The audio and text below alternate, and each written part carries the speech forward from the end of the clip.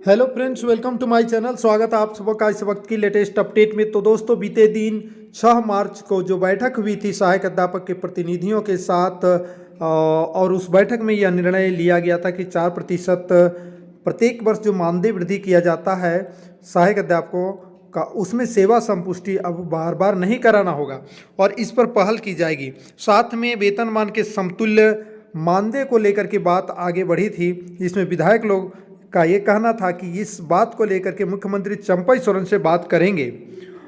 एक दूसरी खबर है कि 16 मार्च को कैबिनेट बैठक होने जा रही है। उसमें शहरी क्षेत्र में 4% मानदेय वृद्धि को लेकर के जो मामला है वो क्लियर होने का उम्मीद है।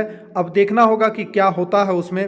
फिलहाल मैं आपको कुछ बातें यहाँ करने आया हूँ, चूँकि ये खबर तो आप पहले ही जान चुके होंगे कि पारा शिक्षकों के मानदेय की वार्षिक वृद्धि में बार बार सेवा संपुष्टि नहीं की जाएगी, और ये जो है एक सिर्फ आश्वासन है या धरातल पर उतरेगा, ये बात बहुत बड़ी बात होनी चाहिए। इस पर देखिए, सबसे पहला बात है कि वेतनमान समतुल्य मानदेय की बात पर जो आगे बढ़ी है उस पर आश्वासन दिया गया, ठीक है। उस पर साथ में ईपीएफ की बात पर जो है उमाशंकर जो सचिव है, शिक्षा सचिव उमाशंकर सिंह, वो वित्त सचिव से बात करेंगे। जो उसमें जो ईपीएफ पर जो है आप देखे होंगे उसमें कई तरह जो है लचीला नहीं बनाया गया है, ठीक है, उसको लेकर के।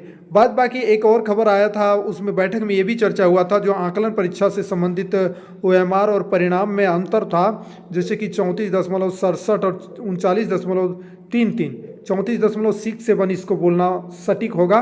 तो ये इसको लेकर के त्रुटिपूर्ण प्रश्नों के लिए जो अंक देना था उसको नहीं दिया गया है, और इतने अंक ला करके जो फेल हुए हैं उनको पास करने की बात की, ग्रेस दे करके पास करने की बात की गई है। इसको लेकर के एसपीडी से, जेईपीसी के एसपीडी के आज गुरुवार को ही दिन बात होने वाली थी, लेकिन इसकी भी खबर अभी तक नहीं आई है। तो क्या एक प्रकार का सिर्फ आश्वासन माना जाए या ये धरातल पर उतरेगा? दोस्तों, अभी तक आप देखे होंगे कि जितनी भी बैठक हुई है इससे पूर्व भी सिर्फ आश्वासन ही मिला है।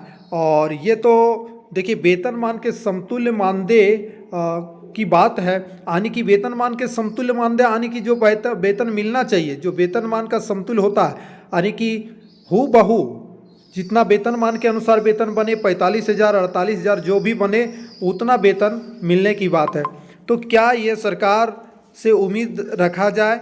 देखिए, लोकसभा का चुनाव जो है दोस्तों, ये लोकसभा चुनाव से पहले किसी भी मुद्दे का समाधान नहीं होने जा रहा है, ये मैं क्लियर बोल दे रहा हूँ। लोकसभा चुनाव के बाद ही विधानसभा चुनाव के पूर्व अगर कुछ मिलना होगा तो उसी समय मिलेगा। फिलहाल आप समझ लीजिए कि लॉलीपॉप है, ये बैठक करके सहायक अध्यापकों के मन को जो है थोड़ा सा तसल्ली देने का कार्य किया जा रहा है।